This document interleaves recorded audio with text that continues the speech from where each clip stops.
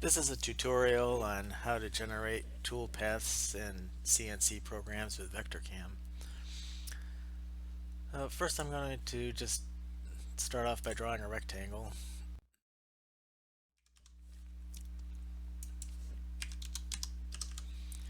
This is a corner radius.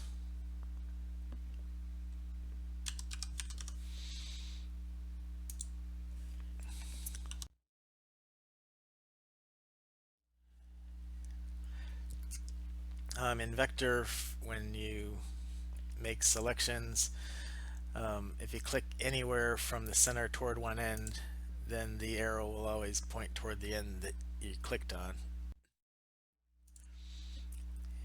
And if you hold down the shift key and click, then it'll go all the way around, and the place where you clicked will be the last thing that is selected.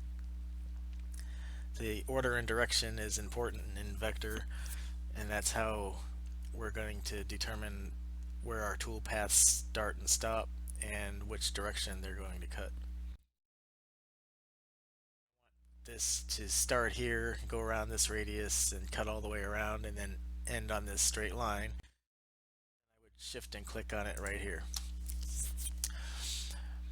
Alright, now to generate a tool path to cut this out, we go to Milling 2D and select Contour Tooling, and then we would select a tool from the tool library, and then in this contour box we want to put in the tool radius and the direction we want to offset. So since I want to be to the outside of this and our arrows are going this way, that would be to the right. We should have none in here, and then this is where the Z heights are set up. So Z start would be the thickness of the material, so say this is a 1/2 inch thick. The depth is the bottom of the cut. If you want to cut all the way through, then you just put in 0, or if you want to cut into your spoil board a little bit, you can put in a negative number, for example. And then the step is how the maximum distance to go, and that would make multiple passes. So if I made a step of 1/8, I would get multiple passes. The Z connections is where you define how high above the surface of the material you start. This is the initial position. This is a position to wrap it down to, and then this is the position in between cuts, and this is the final position when it's finished.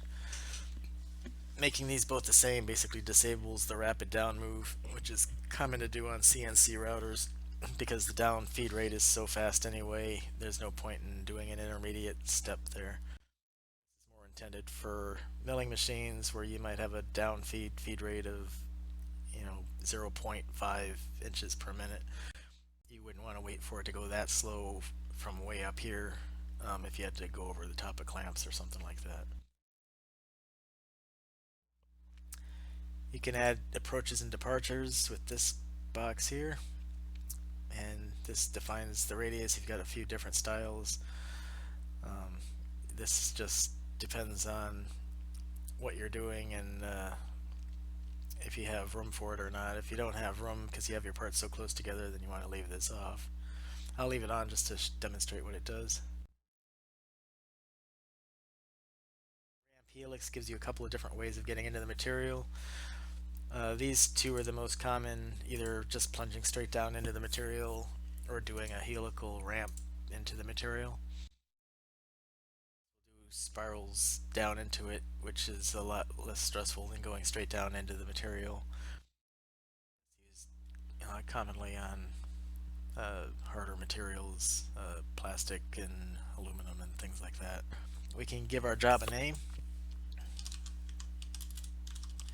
You can call it anything you want, and you have an opportunity here that you can override the feed rates and spindle speed that are in the tool library, but it's common to just define the tool library with exactly what you want, and that makes it easier later on. You can just pick your tools from the tool library. If you use the same tool for multiple materials, then just in the tool library just define multiple tools with the different materials and then pick the one that you want for your job. So this light green outline is the toolpath that it generated. I can tilt this on a 3D view by holding down both mouse buttons at the same time and then rolling the mouse around. So I can look at it like this and I can see the multiple toolpaths that it did. I can also see the spirals I did from way up here coming down to there. So this is doing that helical path all the way down into the material.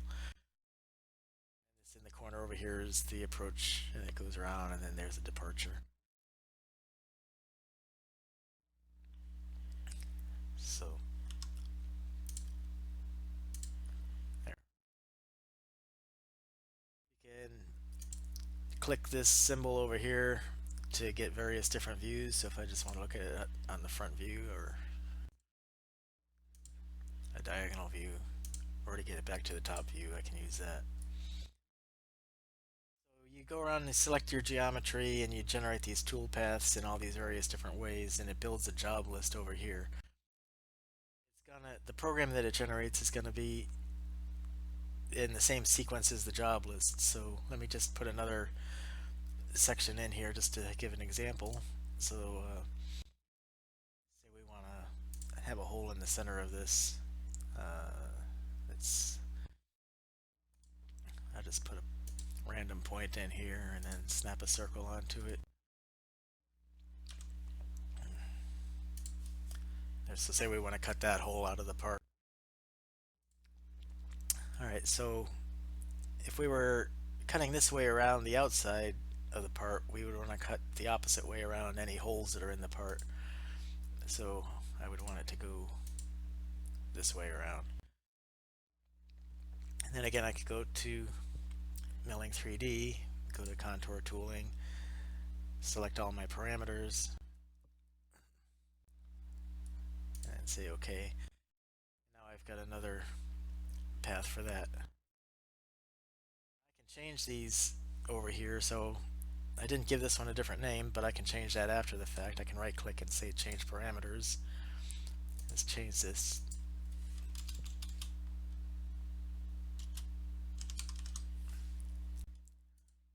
And now this has changed. And you can also see that when you click on these jobs, it highlights in orange the things that are selected. And then if I was actually going to cut this part out, though, I would probably want to cut the hole out first and then cut the part out. So I can just move these around, and you can do that with these arrows over here. So you highlight the one you want, and I can move this one up, and it'll move it up to here. So now it's going to do the hole first and then cut out the part.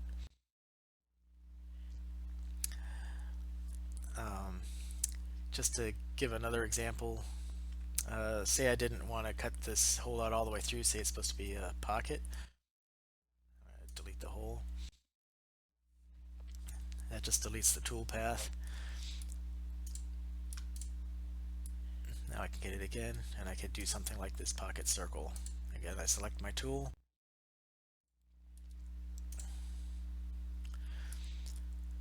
This is the percent step over of the bit, so that's going to overlap a little bit more than half the bit, which is pretty common. This is clearance. It'll leave a little bit extra on here if you want to do a finishing pass on that. Again, the Z movement connections. And then again, this is the Z start is the thickness of the material. The step in Z is how far to go each step. So say I want to do this at 1/8 of an inch per step. And this depth is the total depth of the pocket. So say this is supposed to be 3/16. All of these boxes in Vector are little calculators, so I could just put 3/16 in there if I didn't feel like remembering it. You can put all kinds of formulas in there. You can do multiply, divide, addition, subtraction, whatever you want. And this is a Z depth extra that gives it a little bit of extra depth. If you want to cut the pocket and then on the last pass you just want the last pass to go a little bit deeper, but you don't want it to take that into consideration when it's doing the steps in Z, you can add a little bit extra into the last pass with that without generating an extra step in Z. Alright, again we can give the job a name, and then we can specify how we get into the material. On the helical ramp, the angle controls how fast it's going down as it's going around, and the radius is, the size of the circle that it goes around. That should never be any larger than your tool radius, because otherwise it'll leave a little section in the middle that doesn't cut. And the tolerance is just how it's going to break it into little line segments to make the spiral. This is version 15. Version 15 does not use the true helical interpolation that is available on many CNC machines, but starting with version 16 and onwards, that it will use the native helical interpolation available on the machine itself. And then if you do that, there is no tolerance because it's generating true arcs with a helical move.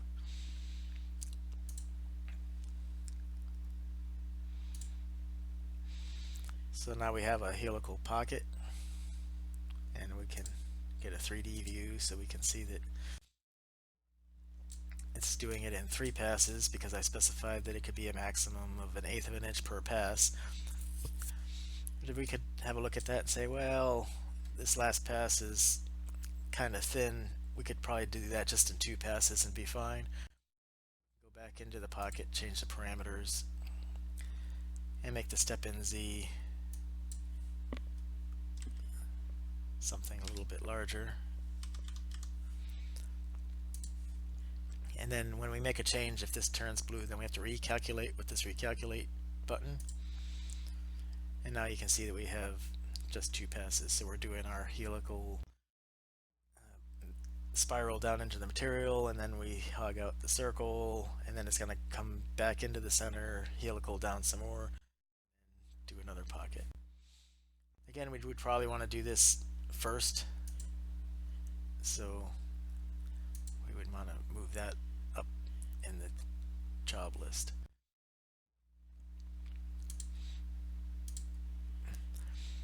Another thing that is common to do is drill holes. So just for an example, let's quickly just draw a drill hole in the center of all these radiuses.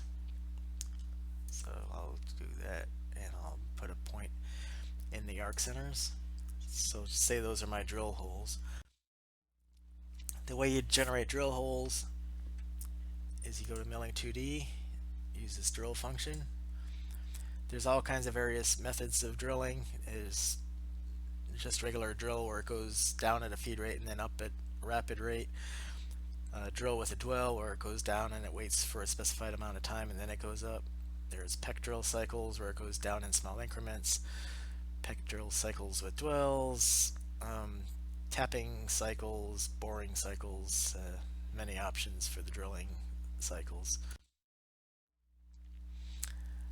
So here we give the job a name. We select our tool from the tool list.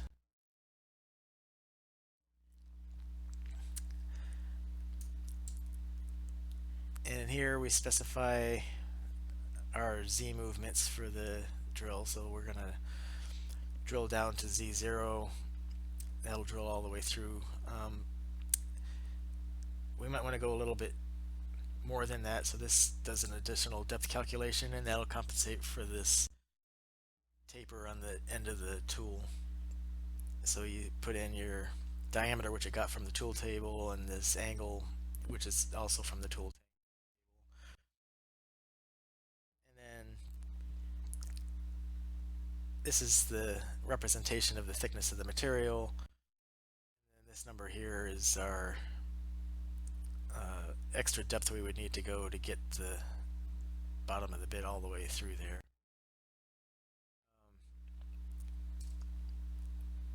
Putting a number in here would mean that your thickness is here, but that's assuming that you're setting your bit to the top of the material. But on CNC routers, it's more common to set the bit at the top of the spoil board.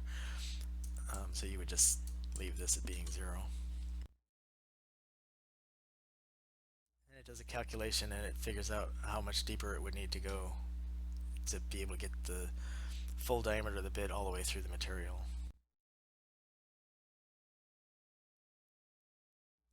Alright, If it has a dwell time, you put the dwell time in here. These are your feed rates for it. Again, I'll get another 3D view so you can see the drill holes. So it's gonna come over here, drill down, come up, go over, drill down, up, drill the holes. And we would probably also want to drill the holes before we cut the part out. So we'll move that up here. Now you can see our job list. We're doing our pocket, we're drilling the holes, and then we're cutting the part out. Another thing that's really useful in here is that you can modify the geometry without redoing all of these jobs. So say for example, I decided that this circular pocket should be a little bit larger. So I come into my CAD drawing here and I do an offset and say I want it to be 1/4 of an inch larger.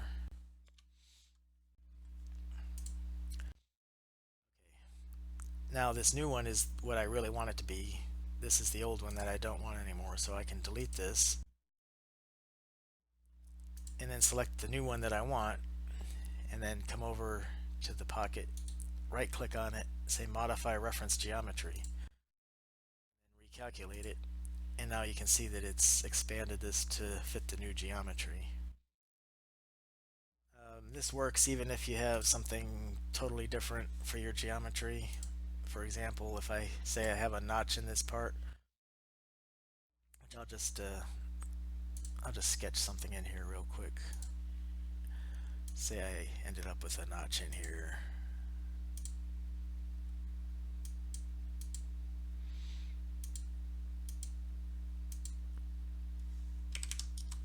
Something like that, just to give an example. I'll divide this into 2 sections and then trim this all together. So when you're trimming, again, you select things in a logical order and direction. So I would start here, head it off this way. The next thing I want to do is come down here and go this way. Then I want to go across. Then I want to go back up. Oops, not that. I want to go back up. And then I want to go across here. Then I can hit T for trim. Or say if I want fillets on all those, I could push F for fillet and put in my radius. And then they would all have radiuses. That's my new shape, but you can see my toolpath isn't going down in there. Well, it's easy to fix. You just select the new one the way you want it to cut, and then you go over to the cut, right click, modify reference geometry, and now you can see our toolpath is going inside there like that. Once you have the job list all built the way you want it to, you're happy with the sequence of everything and everything is organized, to do to generate your program is push this blue one that says generate NC code for jobs, and pick your machine out of the machine list if you have more than one, and then that will generate the program for you. This is ready to be exported to the machine, so you just hit export and then you just save the file.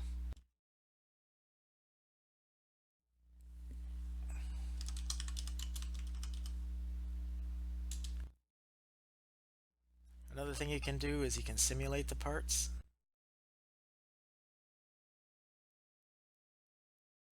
In order to simulate it, you need to have a representation of the material, and that's easy to do. Just select the outside shape and then go into milling 2D and go to 2D model. This will fill in basically what you selected. I'm going to make everything an inch larger, and I'm also going to make my Z go from 0 to a 1/2 inch because I have 1/2 inch material. If I just put this offset in as 1 and 1 on those two, then that'll make it an inch larger all the way around. So this blue rectangle represents my material. You can see on the 3D view that it's got some thickness to it. That's that 1/2 inch that I put in there. Then to simulate it, now that I have the material simulated, you can push this external simulation button.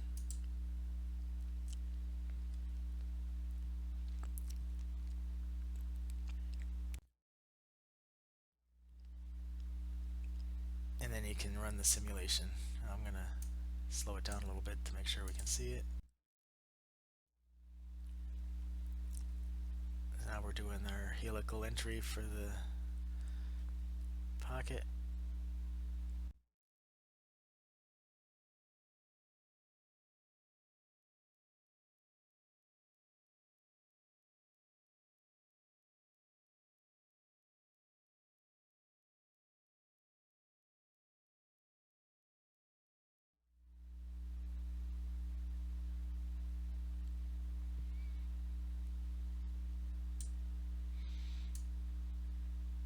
You can flip it upside down and make sure you cut all the way through.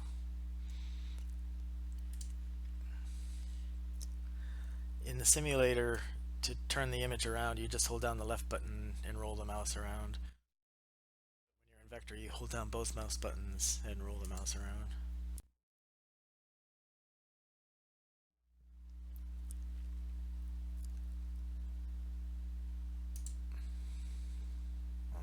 If you need to regenerate the program for some reason, so say I made a change to it and then I recalculated my jobs, you can't just push this again, just nothing will happen.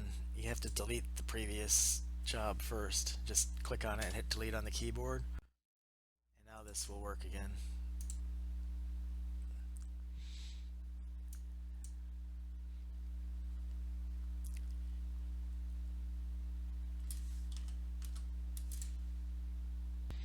Now let me load this in the production automation machine control program.